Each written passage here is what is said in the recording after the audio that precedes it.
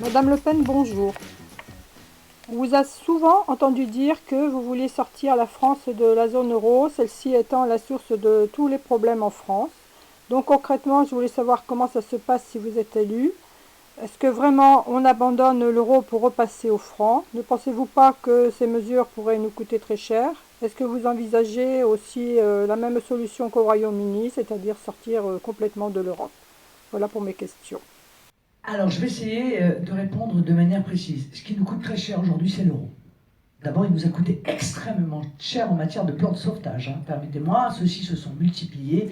Ce sont des centaines de milliards qui ont été versés par les peuples pour sauver une monnaie qui reste toujours extrêmement fragile, puisqu'à chaque fois qu'il y a une élection dans n'importe quel pays d'Europe, on dit « Ah, l'euro va s'effondrer ». Et non, si à chaque fois qu'il y a une élection, l'euro manque de s'effondrer, c'est que vraiment, il a été extrêmement mal conçu.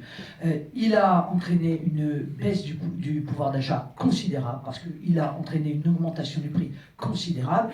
Parlons d'ailleurs de la qualité de la parole publique, qui a quand même expliqué aux Français que pas du tout, le passage à l'euro n'avait absolument eu aucune conséquence sur les prix des produits. On nous a quand même raconté ça pendant des années. Enfin, on nous a raconté que l'immigration avait été arrêtée dans les années 75. Donc en effet, à partir de là, on peut raconter effectivement n'importe quoi.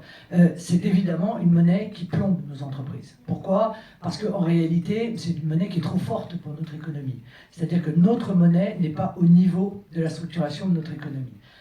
Elle est trop forte, elle est surévaluée de 15% d'après, je crois, le FMI pour nous, et elle est sous-évaluée pour l'Allemagne de 6%. C'est 21% d'écart. C'est considérable. Donc c'est 21% d'écart de compétitivité entre nos pays, non pas parce qu'on travaille moins bien, non pas parce qu'on ne travaille pas assez, non pas parce que nos produits ne sont pas de bonne qualité, simplement du fait, en réalité, de la valeur de la monnaie. Donc c'est un obstacle, c'est un boulet avec lequel courent nos entreprises, et sur lequel évidemment nous ne pouvons pas en l'état agir, puisque nous n'avons pas la maîtrise de cet élément qui est un élément de souveraineté.